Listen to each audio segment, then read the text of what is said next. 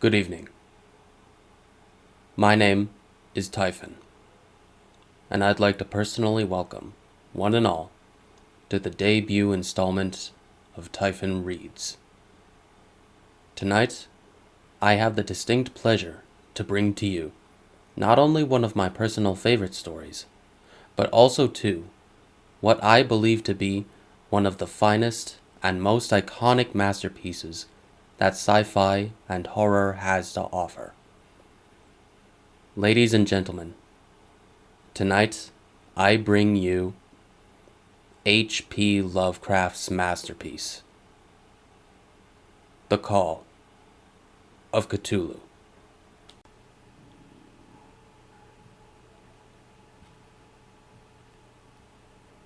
The Call of Cthulhu by H.P. Lovecraft. Narrated by Typhon.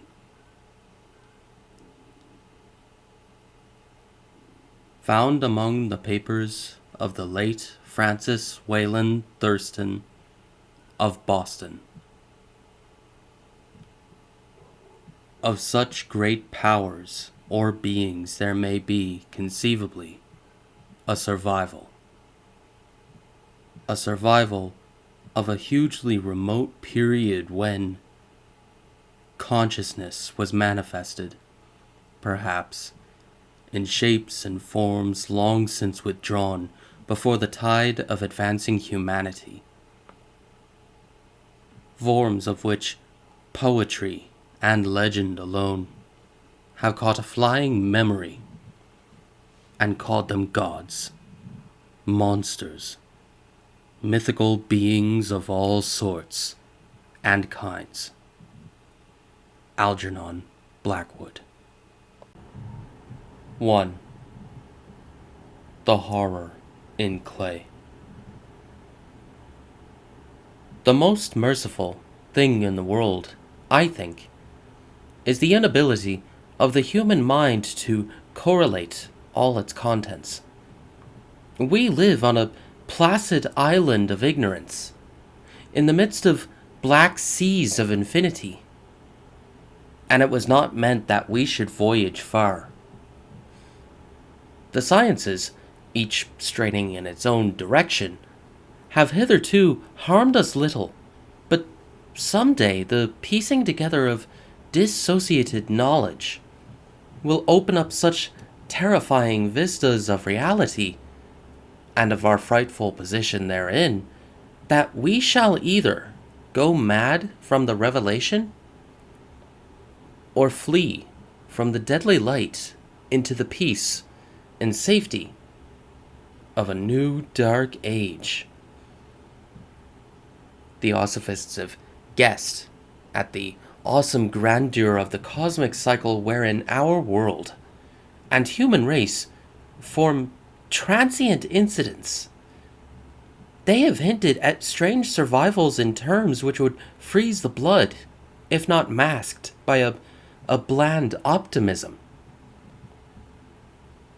But it is not from them that there came the single glimpse of forbidden aeons, which chills me when I think of it, and maddens me when I dream of it. That glimpse, like all dread glimpses of truth, flashed out from an accidental piecing together of separated things. In this case, an old newspaper item, and the notes of a dead professor. And I hope that no one else will accomplish this piecing out. Certainly, if I live, I shall never knowingly supply a link in so hideous a chain. I think that the professor, too, intended to keep silent regarding the part he knew, and that he would have destroyed his notes had not sudden death seized him. My knowledge of the thing began in the winter of 1926-27, with the death of my granduncle, George Gamble Angle, Professor Emeritus of Semitic Languages in Brown University, Providence, Rhode Island. Professor Angle was widely known as an authority of ancient inscriptions and had frequently been resorted to by the heads of prominent museums, so that his passing at the age of 92 may be recalled by many. Locally, interest was intensified by the obscurity of the cause of death. The professor had been stricken whilst returning from the Newport boat, falling suddenly, as witnesses said, after having been jostled by a nautical-looking Negro, who had come from one of the queer dark courts on the precipitous hillside which formed a shortcut from the waterfront to the deceased's home in William Street. Physicians were unable to find any visible disorder, but concluded after perplexed debate that some obscure lesion of the heart, induced by the brisk ascent of so steep a hill by so elderly a man, was responsible for the end. At the time I saw no reason to dissent from this dictum, but latterly I inclined to wonder, and more than wonder. As my granduncle's heir and executor, for he died a childless widower, I was expected to go over his papers with some thoroughness, and for that purpose moved his entire set of files and boxes to my quarters in Boston. Much of the material which I correlated will be later published by the American Archaeological Society, but there was one box which I found exceedingly puzzling, and which I felt much averse to showing to other eyes. It had been locked, and I did not find the key till it occurred to me to examine the personal ring which the professor carried always in his pocket. Then indeed I succeeded in opening it, but when I did so, seemed only to be confronted by a greater and more closely locked barrier. For what could be the meaning of the queer clay bas-relief and the disjointed jottings, ramblings, and cuttings which I found? Had my uncle in his latter years become credulous of the most superficial impostures? I resolved to search out the eccentric sculptor responsible for this apparent disturbance of the old man's peace of mind. The bas-relief was a rough rectangle less than an inch thick, and about 5 by 6 inches in area, obviously of modern origin. Its designs, however, are far from modern in atmosphere and suggestion. For although the vagaries of cubism and futurism are many and wild, they do not often reproduce that cryptic regularity which lurks in prehistoric writing. And writing of some kind, the bulk of these designs seems certainly to be, though my memory, despite much familiarity with the papers and collections of my uncle, failed in any way to identify this particular species, or even to hint at its remotest affiliations. Above these apparent hieroglyphics was a figure of evidently pictorial intent, though its impressionistic execution forbade a very clear idea of its nature. It seemed to be a sort of monster, or symbol representing a monster, of a form which only a diseased fancy could conceive. If I say that my somewhat extravagant imagination yielded simultaneous pictures of an octopus, a dragon, and a human caricature, I shall not be unfaithful to the spirit of the thing. A pulpy, tentacled head surmounted a grotesque and scaly body with rudimentary wings, but it was the general outline of the whole which made it most shockingly frightful. Behind the figure was a vague suggestion of a cyclopean architectural background.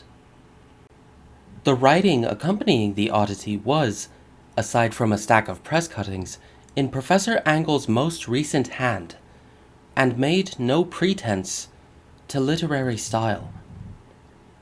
What seemed to be the main document was headed, Cthulhu cult in characters painstakingly printed to avoid the erroneous reading of a word so unheard of. The manuscript was divided into two sections, the first of which was headed, quote, 1925, Dream and Dream Work of H. A. Wilcox, 7 Thomas Street, Providence, Rhode Island, end quote. And the second, quote again, Narrative of Inspector John R. LaGrasse, 121 Bainville Street, New Orleans, Louisiana, at 1908 AAS Mortgage. Notes on same and Professor Webb's account, end quote. The other manuscript papers were all brief notes, some of them accounts of the queer dreams of different persons, some of them citations from philosophical books and magazines, notably W. Scott Eliot's Atlantis and the Lost Lemuria, and the rest, comments on long-surviving secret societies and hidden cults, with references to passages in such mythological and anthropological sourcebooks as Fraser's Golden Bough and Miss Murray's Witch Cult in Western Europe. The cuttings largely alluded to outre mental illness and outbreaks of group folly or mania in the spring of 1925. The first half of the principal manuscript told a very peculiar tale. It appears that on March 1st, 1925, a thin, dark young man of neurotic and excited aspect had called upon Professor Angle, bearing with him the singular clay bas-relief, which was then exceedingly damp and fresh. His card bore the name of Henry Anthony Wilcox, and my uncle recognized him as the youngest son of an excellent family slightly known to him, who had latterly been studying sculpture at the Rhode Island School of Design and living alone at the Fleur-de-Lis building near the institution. Wilcox was a precocious youth of known genius but great eccentricity, and had from childhood excited attention through the strange stories and odd dreams he was in the habit of relating. He called himself psychically hypersensitive, but the staid folk of the ancient commercial city dismissed him as merely queer. Never mingling much with his kind, he had dropped gradually from social visibility and was now known only to a small group of ascetes from other towns. Even the Providence Art Club, anxious to preserve its conservatism, had found him quite hopeless. On the occasion of the visit, ran the professor's manuscript, the sculptor abruptly asked for the benefit of his host's archaeological knowledge in identifying the hieroglyphics on the bas-relief. He spoke in a dreamy, stilted manner, which suggested pose and alienated sympathy, and my uncle showed some sharpness in replying, for the conspicuous freshness of the tablet implied kinship with anything but archaeology. Young Wilcox's rejoinder, which impressed my uncle enough to make him recall and record it verbatim, was of a fantastically poetic cast, and must have typified his whole conversation, and which I have since found highly characteristic of him. He said, quote, "It is new indeed, for I made it last night in the dream of strange cities, and dreams are older than brooding Tyre, or the contemplative Sphinx, or garden-girdled Babylon." End quote. It was then that he began that rambling tale, which suddenly played upon a sleeping memory, and won the fevered interest of my uncle. There had been a slight earthquake tremor the night before, the most considerable felt in New England for some years, and Wilcox's imagination had been keenly affected. Upon retiring, he had had an unprecedented dream of great cyclopean cities of Titan blocks and sky-flung monoliths, all dripping with green ooze and sinister with latent horror. Hieroglyphics had covered the walls and pillars, and from some undetermined point below had come a voice that was not a voice, a chaotic sensation which only fancy could transmute into sound, but which he attempted to render by the almost unpronounceable jumble of letters. Cthulhu, Phtagon. This verbal jumble was the key to the recollection which excited and disturbed Professor Angle. He questioned the sculptor with scientific minuteness, and studied with almost frantic intensity the bas-relief on which the youth had found himself working, chilled and clad only in his night clothes, when waking had stolen bewilderingly over him. My uncle blamed his old age, Wilcox afterwards said, for his slowness in recognizing both hieroglyphics and pictorial design. Many of his questions seemed highly out of place to his visitor, especially those which tried to connect the latter with strange cults or societies. And Wilcox could not understand the repeated promises of silence which he was offered in exchange for an admission of membership in some widespread mystical or paganly religious body. When Professor Angle became convinced that the sculptor was indeed ignorant of any cult or system of cryptic lore, he besieged his visitor with demands for future reports of dreams. This bore regular fruit, for after the first interview the manuscript records the daily calls of the young man, during which he related startling fragments of nocturnal imagery whose burden was always some terrible cyclopean vista of dark and dripping stone, with a subterranean voice or intelligence shouting monotonously in enigmatical sense impacts, uninscribable save as gibberish. The two sounds most frequently reported are those rendered by the letters Cthulhu and Earlia. On March 23rd, the manuscript continued, Wilcox failed to appear, and inquiries at his quarters revealed that he had been stricken with an obscure sort of fever and taken to the home of his family in Waterman Street.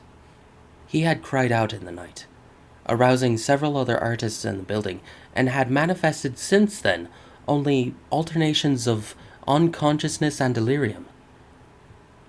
My uncle at once telephoned the family, and from that time forward kept close watch of the case, calling often at the Thayer Street office of Dr. Toby, whom he learned to be in charge. The youth's febrile mind apparently was dwelling on strange things, and the doctor shuddered now and then as he spoke of them. They included not only a repetition of what he had formerly dreamed, but touched wildly on a gigantic thing miles high, which walked or lumbered about. He at no time fully described this object, but occasional frantic words, as repeated by Dr. Toby, convinced the professor that it must be identical with the nameless monstrosity he had sought to depict in his dream sculpture. Reference to this object, the doctor added, was invariably a prelude to the young man's subsidence into lethargy. His temperature, oddly enough, was not greatly above normal, but his whole condition was otherwise such as to suggest true fever rather than mental disorder. On April 2nd, at about 3 p.m., every trace of Wilcox's malady suddenly ceased. He sat upright in bed, astonished to find himself at home and completely ignorant of what had happened in dream or reality since the night of March 22nd. Pronounced well by his physician, he returned to his quarters in 3 days, but to Professor Angle he was of no further assistance. All traces of strange dreaming had vanished with his recovery, and my uncle kept no record of his night thoughts after a week of pointless and irrelevant accounts of thoroughly usual visions. Here the first part of the manuscript ended, but references to certain of the scattered notes gave me much material for thought. So much, in fact, that only the ingrained skepticism then forming my philosophy can account for my continued distrust of the artist. The notes in question were those descriptive of the dreams of various persons covering the same period as that in which young Wilcox had had his strange visitations. My uncle, it seems, had quickly instituted a prodigiously far-flung body of inquiries amongst nearly all the friends whom he could question without impertinence, asking for nightly reports of their dreams, and the dates of any notable visions for some time past. The reception of his request seems to have been varied, but he must, at the very least, have received more responses than any ordinary man could have handled without a secretary. This original correspondence was not preserved, but his notes formed a thorough and a really significant digest. Average people in society and business, New England's traditional salt of the earth, gave a almost completely negative result, though scattered cases of uneasy but formless nocturnal impressions appear here and there, always between March 23rd and April 2nd, the period of young Wilcox's delirium. Scientific men were little more affected, though 4 cases of vague description suggest fugitive glimpses of strange landscapes, and in one case there is mention a dread of something abnormal. It was from the artists and poets that the pertinent answers came, and I know that panic would have broken loose had they been able to compare notes. As it was, lacking their original letters, I half suspected the compiler of having asked leading questions, or of having edited the correspondence in corroboration of what he had latently resolved to see.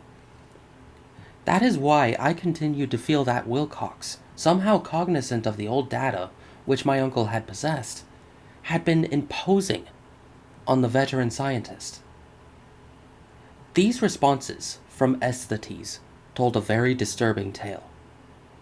From February 28th to April 2nd, a large proportion of them had dreamed very bizarre things, the intensity of the dreams being immeasurably the stronger during the period of the sculptor's delirium.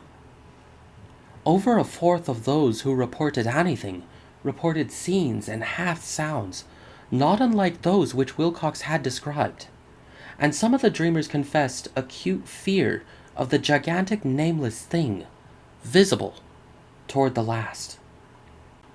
One case, which the note describes with emphasis, was very sad.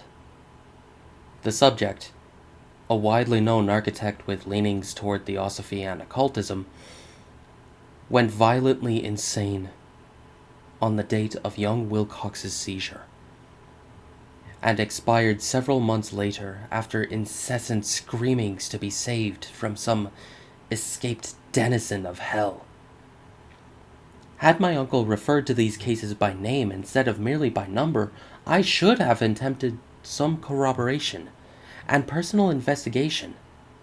But as it was, I succeeded in tracing down only a few. All of these, however, bore out the notes in full. I have often wondered if all the subjects of the professor's questioning felt as puzzled as did this fraction. It is well that no explanation shall ever reach them. The press cuttings, as I have intimated, touched on cases of panic, mania, and eccentricity during the given period. Professor Angle must have employed a cutting bureau, for the number of extracts was tremendous and the sources scattered throughout the globe. Here was a nocturnal suicide in London, where a lone sleeper had leaped from a window after a shocking cry. Here, likewise, a rambling letter to the editor of a paper in South America, where a fanatic deduces a dire future from visions he had seen. A dispatch from California describes a theosophist colony as donning white robes en masse for some glorious fulfillment, which never arrives, whilst items from India speak guardedly of serious native unrest toward the end of March. Voodoo orgies multiply in Haiti, and African outposts report ominous mutterings. American officers in the Philippines find certain tribes bothersome at this time, and New York policemen are mobbed by hysterical Levantines on the night of March 22nd through 23rd. The west of Ireland, too, is full of wild rumor and legendry, and a fantastic painter named Ardois Bonneau hangs a blasphemous dream landscape in the Paris Spring Salon of 1926. And so numerous are the recorded troubles in insane asylums that only a miracle could have stopped the medical fraternity from noting strange parallelisms and drawing mystified conclusions. A weird bunch of press cuttings, all told, and I can at this date scarcely envisage the callous rationalism with which I set them aside. But I was then convinced that young Wilcox had known of the older matters mentioned by the professor.